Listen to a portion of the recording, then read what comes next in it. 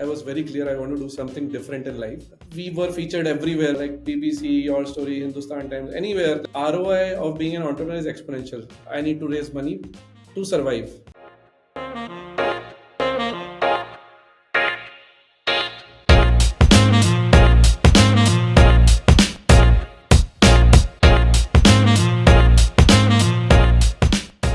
Hello, everyone. Welcome to the Making Uneven podcast. We love to talk shop, uncover the beauty of failures, and play a few games. Today, we have with us the co founder and CEO of Pazcare, Sanchit Malik. He studied electronics and telecommunication at the Maharashtra Institute of Technology. Besides interning at Mindtickle, Sanchit has been a serial entrepreneur. His journey started with Padharo, Townscript, which was acquired by BookMyShow, by the way, and now Pazcare. Sanchit, have we missed anything particularly noteworthy from your journey so far? No, I think you covered everything. Thank you so much. Yeah. Awesome. So Jani is going to start uncovering just a little more. Yeah, so we're gonna play a quick little game called the Twitter Pitch Challenge. Twitter is known for its 280 character limit on every tweet, which sometimes makes it a little difficult to convey your thoughts. It takes about 20 seconds to speak 280 characters. So we want to transfer this challenge to you to explain to us Pascal in 20 seconds, but we won't make it easy. We also want you to use one emoji and one hashtag in your tweet. Are you ready? Yeah, I'm ready. Yeah, go ahead. 3, 2, 1, go. Pazcare is India's leading employee benefits platform, which helps employers set up their benefits instantly, which includes insurance, tax saving benefits, and healthcare benefits. So, hashtag uh, love your employees and with a heart. Yeah. I hope I completed in 20 seconds. Yeah. Yes, just at 20 seconds, so perfect. Okay. But it was a beautiful explanation. Awesome, cool. So let's delve a little deeper into your journey. Sanchit, we noticed that you've never done the corporate stint, the corporate job. Was that ever on the cards, or that was something you didn't want to do at all? Yeah, so actually, I didn't want to do at all. So like when I was in college, I was very clear I want to do something different in life. I mean, I really wanted to be in IIT. My brother was a graduate from IIT Delhi, and my dad was a famous professor for people in organic chemistry, and he used to help people prepare also for IIT JEE. So after that, like when I didn't get through, I always had that something that, hey, I want to do something different in life. So I did have a job offer from a company called Deloitte from my college, but then I mean that ambition of doing something different and being uh, like do something bigger in life, so I decided not to join the job. So did you have an idea right out of college for something, the different thing that you wanted to do? Yeah. So first, during my first second year, when I was exploring what to do in life, so so I was very much into social entrepreneurship. So I was part of this NGO called Gunj, uh, uh, which is by Mr. Anshu Gupta, and I used to lead their Pune center and Pune activities when it comes to Joy of Giving Week, where we used to do Vastra Saman campaign. But I got too much into it, and then my brother he suggested me like you should do something for profit, and then maybe you can do a lot of charity and social enterprise as well later on as you grow as an individual. And he did give me, I still remember that he gave me example of Bill Gates, that he did so much in his life as a capitalist, and then he created one of the biggest uh, foundations in the world. So keeping that in mind, I started developing my interest in for profit. And in college we had this startup. By the way, Padaro was a college startup, so we had started in college in 2011, 12, I guess. And that gave me a lot of confidence to, I mean, Padaro was, we started making some money there in the whole process. We had suppliers, we had, like, it was a greeter service for foreigners who come to India, like anyone who wants to, it's similar to something like Airbnb experiences, what it is right now.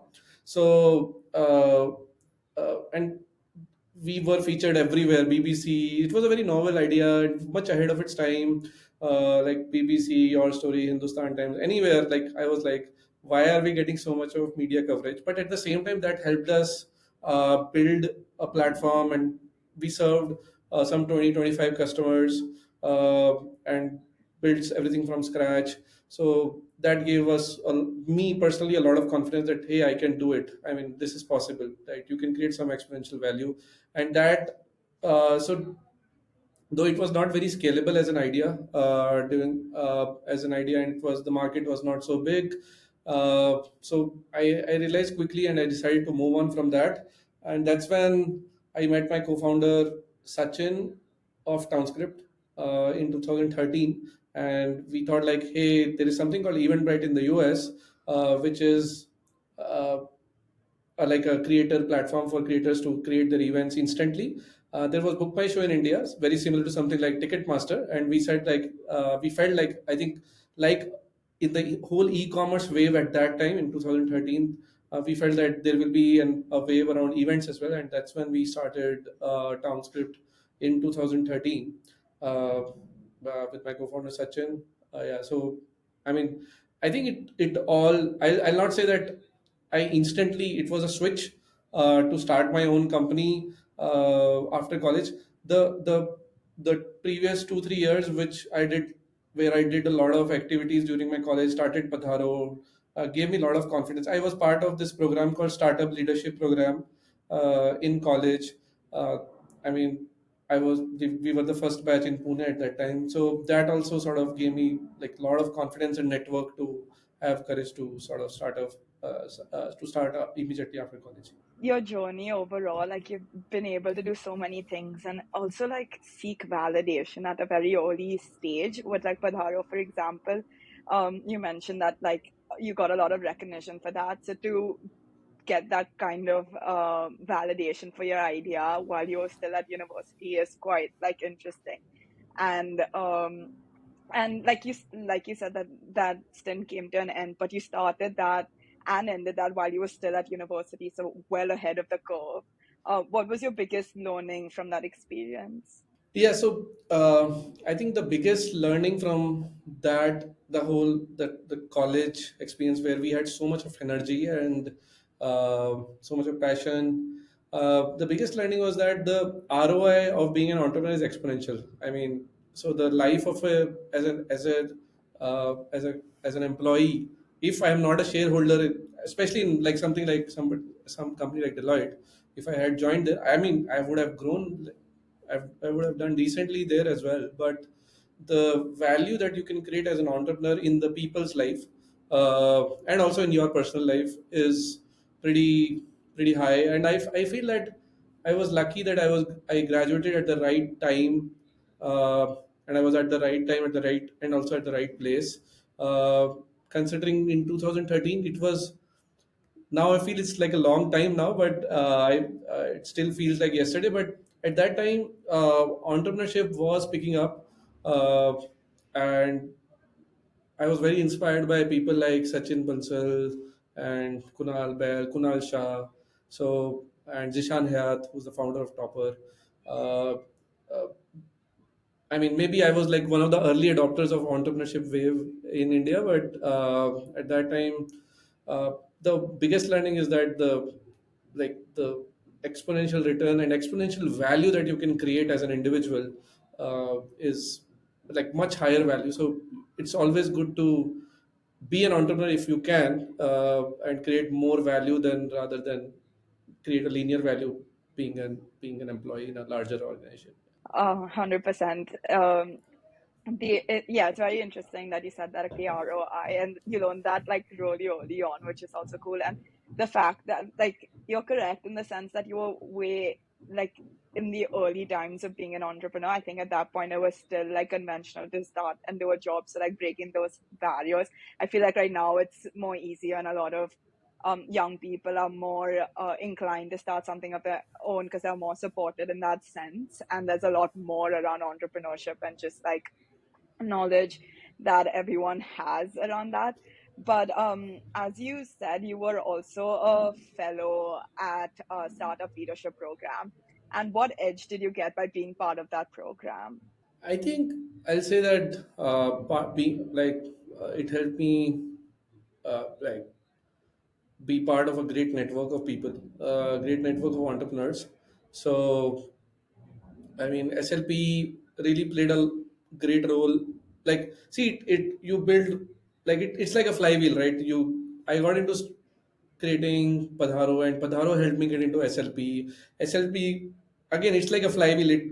Everything compounds, right? So, I mean, SLP was one of our first customers in Townscript, right? And the first investor was also an SLP graduate, and also my co-founder was from SLP. So the network itself, right? So for me, it was my IIT sort of, right, in initial days of entrepreneurship. So I think that way the network itself enabled us and gave us a head start to some extent. They gave us their own business. Like SLP was our very large client in Townscript, and then many people from SLP started using us as their as our customers.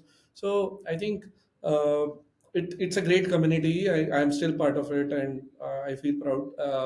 Where now, if I am able to create some value for SLP, I do that. But I think communities like SLP, the genuine ones, I'll not say the all, but they can definitely help you get a head start, and also help you connect with some really inspirational people in the whole network. Yeah. Okay, so let's talk about the value that you're creating, right? When you Townscript got acquired by BookMyShow. Can you talk us through the entire journey, right? Where did you connect with them? Did they connect with you? How did you go through the process? And all doing all of that as a young entrepreneur, how did that work for you? Yeah. So our thesis when we started Townscript, so our thesis was that events is a very large market in India. That's what we thought at that point of time, and everyone thought. And Book My Show will be like an entertainment platform, and for large entertainment platforms, and then we will be something like a platform for any kind of an event, which is more like a participative sports event, like marathons, conferences where people participate. Uh, we will be a platform for all of those type of events to facilitate. So we started building around that, and we built a very nice platform. And Book My Show grew really crazily in from 2013 to 2017, where it became like a go-to entertainment and movies platform. And then in the whole journey, they also sort of we started overlapping on few types of events, right? So where like for example, Comic Con used to be Book My Show's customer. Then we got them on Pazcare. Oh, sorry, my bad. Townscript.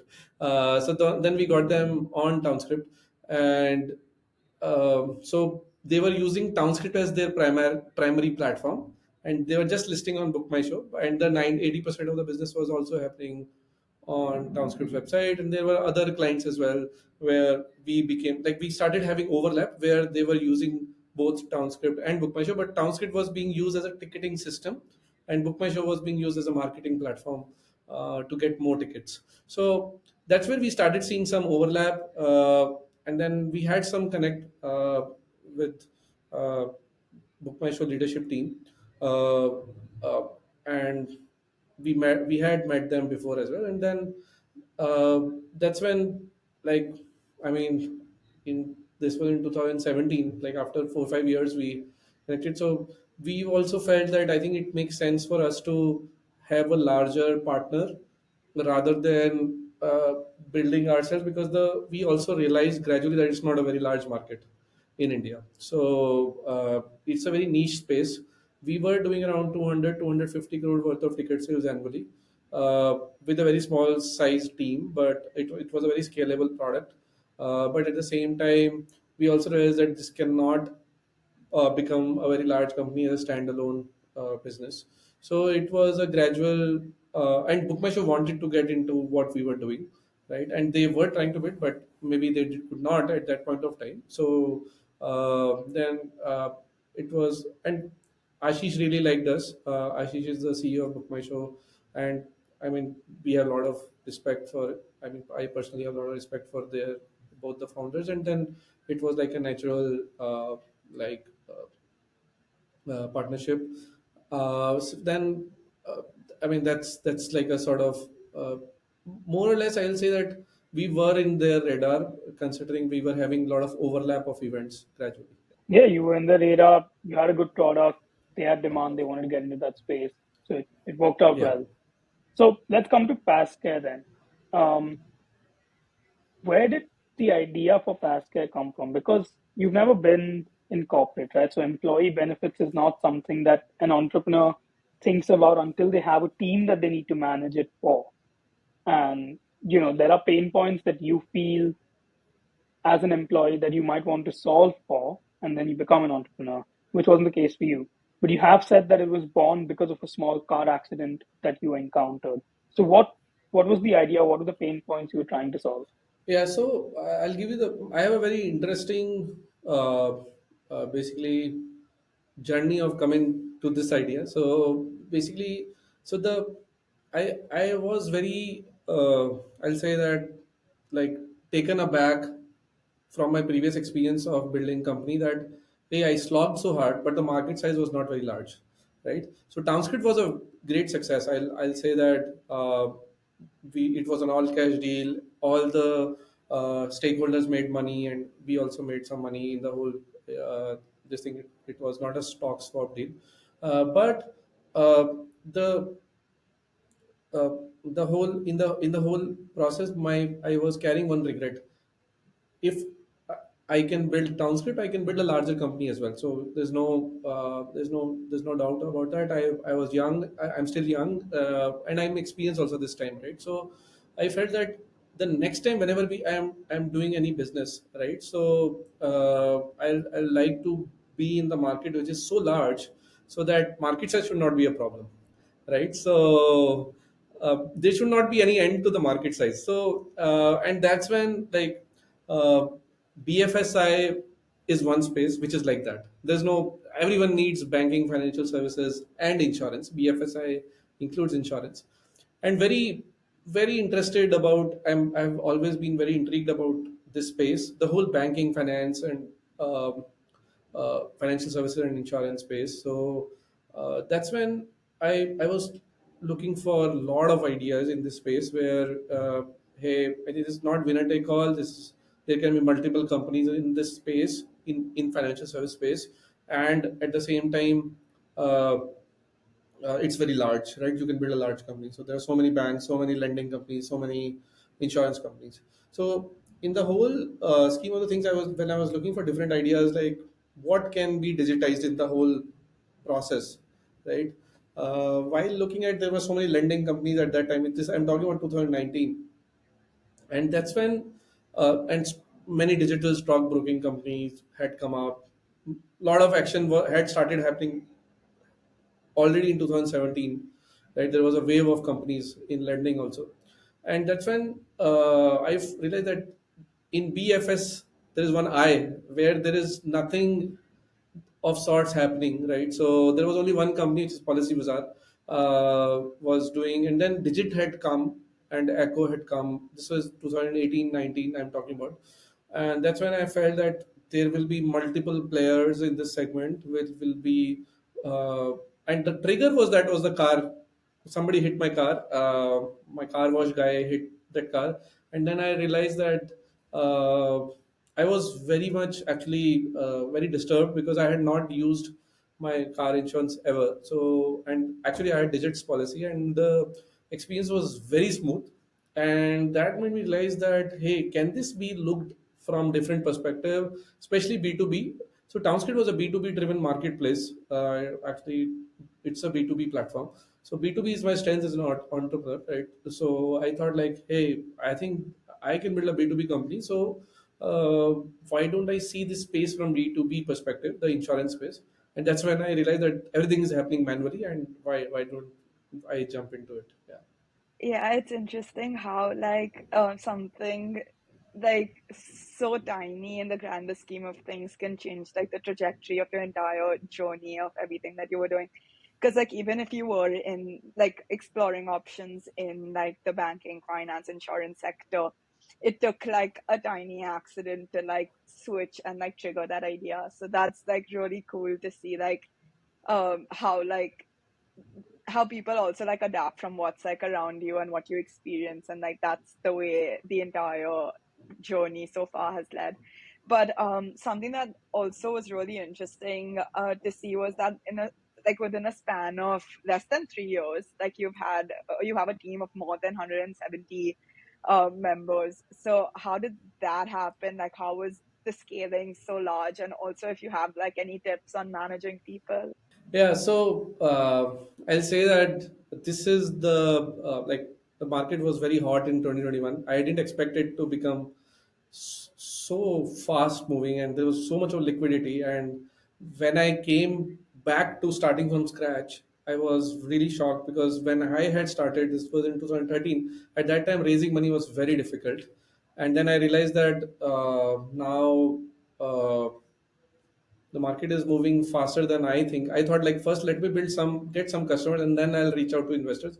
But then by the time you realize that three four startups coming in the same space and then somebody is raising money, so raising money was relatively easier.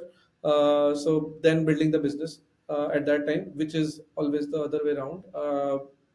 Then I realized that I need to raise money to survive, right? So because if my competitor raises like 2x, 3x, then capital becomes too heavy on you, right? So with that thought process, I had to shift my gears and change the way I thought how businesses should be built.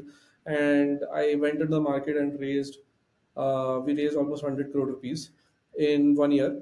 And then uh, so I'll say building team.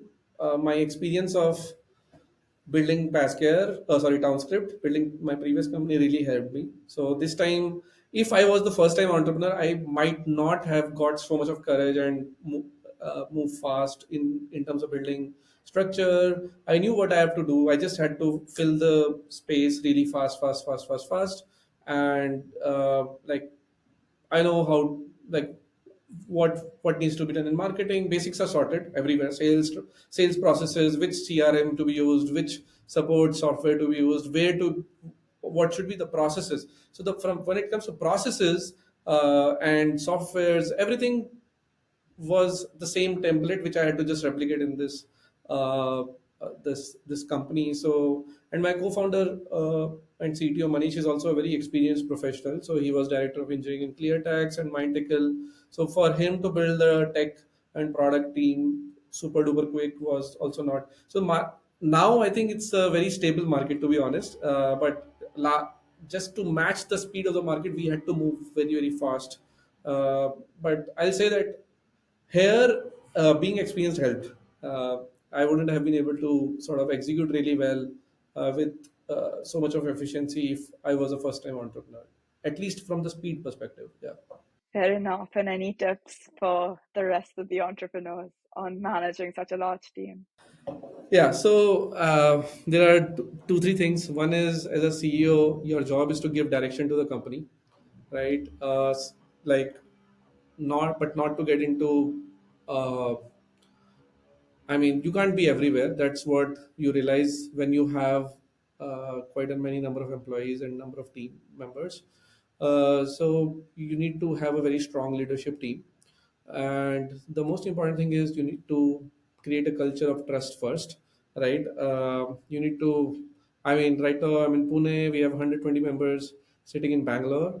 So it's very I mean, I have to trust that everyone is working. So fundamentally, you have to trust your team and especially the leadership team, and create a culture around that and create your core values. Uh, Put it on like share with everyone, uh, and define clear cut direction of each teams is very critical is what I feel. Otherwise people, if they don't have direction, I think it becomes very difficult to move things. So somebody has to give direction to the to 200 people, like where we have to do. So we have to go. So that's where I think that's what the job profile of any CEO is, to give a good direction to the organization, which is very clear. There is no ambiguity in terms of my roles, anyone's roles and responsibilities. And that's where your KRAs and all come into picture. But like at a very fundamental level, give them direction and trust them that they will do really well, and hire right set of people to do that. Yeah. But in order to do that, you yourself need to be evolving every day, right? And to a certain extent, maybe at a speed that's faster than your team. How do you make sure, there's one part of evolution is your experience, but how do you ensure that you are evolving at a pace that's enough for you to be able to drive your team in a particular direction? Yeah, so there are so many variables, right? So market variables, which includes how the market is behaving, right? Uh, which includes competitors, which includes how customers are thinking about what you're doing, right?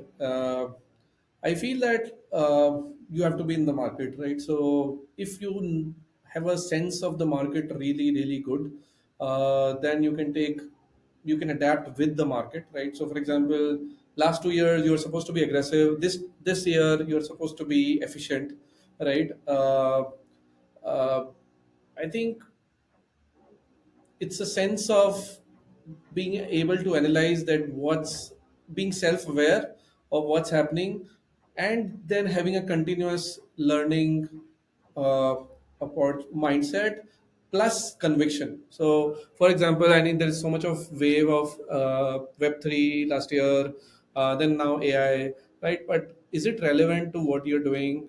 And having your own conviction backed by like qualitative conviction plus data is very critical. So you need to have conviction not only in front of your investors or customers, but inside your team as well. Otherwise team also loses the confidence. So that is very important. But at the same time, to answer your question to be precisely, I think it's very, very critical to be very self-aware when it comes to market and adapt and learn continuously. Fair enough. And you worked with some of the greatest companies, right? Mindtickle, Treebo Hotels, Mamaearth, Biceps, Lead School. How did you go about your sales process? How do you sell your product to someone? Yeah. So I mean, as a founder, you're the first salesperson. So sales is my strength, has been my strength. So uh, I love building relationships. So many of the customers that you mentioned, I have some level of references. So first 60, 70 customers I got myself in the company, and that gave us the uh, first push, right? Like you talked about, many of them were brought by myself, right? So I love hustling, right? Love moving fast as a founder. I feel that I till the processes are set, the first person to start anything has to be me, right? I am very hands-on as a founder. uh, Sometimes people hire like VP sales. uh, I feel that I should be doing it because I'm the best person to do it. Plus, at the same time, I learn from the customers faster. So I'm of a believer of delegating to people only when I know it is now in the journey of scaling.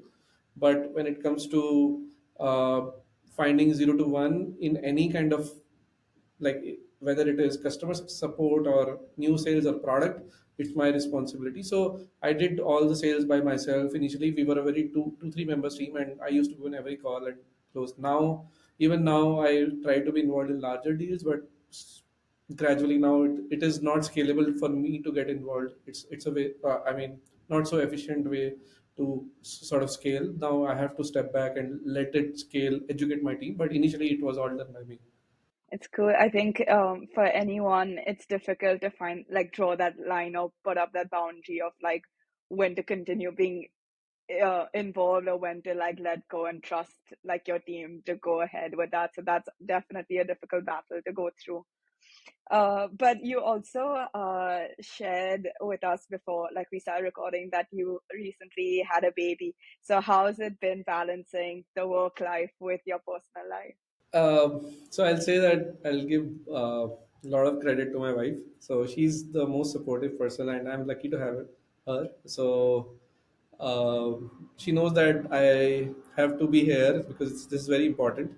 So she's my classmate from college. So we go a long way together. So she has seen like how passionate I am in what I'm doing. So uh, I mean, she says that, hey, it's okay if you sleep in the other room, I'll take care of the baby in the night, because you have to feed the baby uh, every 3 hours, so or every 2 hours, and when they're like 1 month old, so or less than a month old or less than 3 months old. So that way I make sure that on the weekends I sleep there, so and one of the days I sleep. But that level of understanding in terms of the family is, I mean, people say that spouses or family members are the unsung heroes, but it's not possible to be a founder if you don't have such a supportive family. Yeah, it's definitely teamwork at the end of the day, whether it Yeah. is at the company or outside. But saying that, let's move on to our next challenge, which is two lies and one truth. The idea is that you give us three statements from your entire journey so far. It can be a challenge or an accomplishment. One of them will be the truth, and the other two will be false statements. And then Anuj and I have to guess which one is correct. I'll try to mention like something related to my school days so that it's harder for you to guess. Okay, so perfect. so otherwise, like, everything is there on LinkedIn, right? So or somewhere other. So Perfect. yeah, thank you. So first is like I was topper of my class in 12th. That is first, right? Achievement, right? So second is I was a badminton champion, right? In school, right? And third is I cleared some, maybe I scored 99.99% in CAT. Yeah. So you have to guess the right one. Yeah. I'm gonna go with badminton Yeah, even champion. I was thinking that. Yeah, I guess that was mentioned on my LinkedIn, I guess. Yeah, so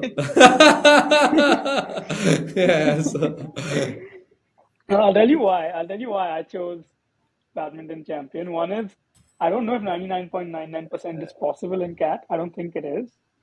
Um, okay. and the reason why I didn't pick that you were a topper is because I have a theory that no successful entrepreneur was a topper in school, or very few successful entrepreneurs were toppers in school.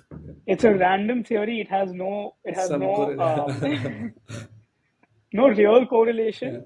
It's a pattern I've seen. Yeah, It's just a pattern I've seen. An entrepreneur might be second in school, third in school, or last in school. If you're anywhere in the middle, or if you're number one, you're not an entrepreneur. Like, you don't end up being a an entrepreneur. successful It's just entrepreneur, a I random would say, theory I've more had. than an entrepreneur in general. But also, yeah, I think I don't know whether you're trying to trick us or not, but like in the second one, you were like being ambiguous about what it was. So I was like, okay, maybe it's tricking, but yeah. Awesome. Let's go to the next challenge. Okay. So that was a warm up. Right now we're gonna give you it's this next challenge is called red flags. Um, what we've done is we've created three hypothetical situations, and in each of these situations, there are two things that are going great and one thing that's going not so great. But basically, you have to choose which of these situations you would rather be in. Okay, so situation one is that Pazcare has more than 10,000 satisfied customers. It is the go to platform for employers to take care of their employees and prioritize their well being. However, because of a technological malfunction, you are unable to process claims for up to a week. That's situation one. Situation two is you've got a 9.8 out of 10 rating for overall customer satisfaction. an 80 plus net promoter score for claims and support. However, you have dropped to number 10 from number 1 in the ranking of the best brand in insurance. That's situation number 2. And situation number 3 is you've got more than 300 employees at Pazcare, more than 15 lakh employees covered with Pazcare, but employees are not receiving support in a timely manner and are therefore providing negative reviews and feedback. Which of these situations would you rather be in and why? Yeah, I can figure out in all the situations. So, but,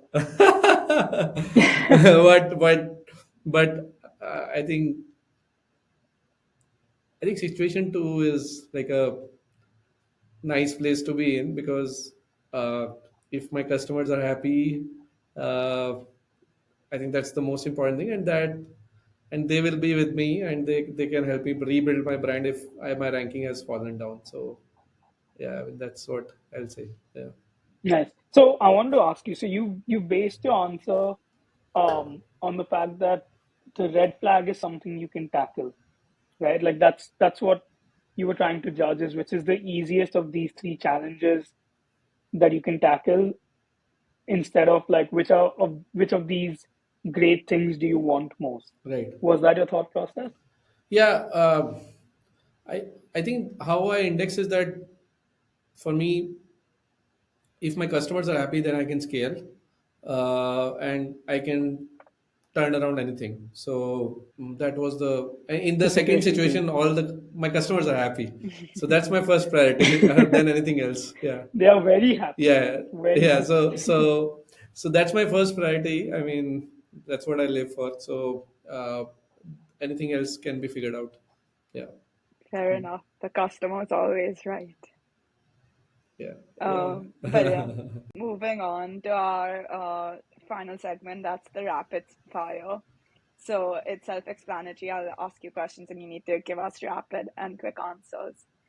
So, how many all-nighters did you pull in your first year of Pazcare? 30, 40. Oh, Yeah, wow. Okay. yeah. What is the scrappiest thing that you've done to build your business? Selling without product. Did you ever question whether it was worth it? Yeah, many times. Yeah, I Uh, question it now also. uh, Yeah. one word to describe your emotion when you first raised money. Very satisfact, like you feel complete, right? So I think it's a milestone, right? So like somebody has trusted me. It gives you a feeling of satisfaction that hey, somebody's trusting me so much, but at the same time, like a feeling of like responsibility. Yeah. Fair enough. Emotion when you first fired someone. Very, very bad. I mean, that was very hard. Yeah. Emotion when you your deal closed with BookMyShow. Very emotional. That was, yeah. No, that was one of the best moments of life. Yeah, I'll say. The weirdest place from where you have worked.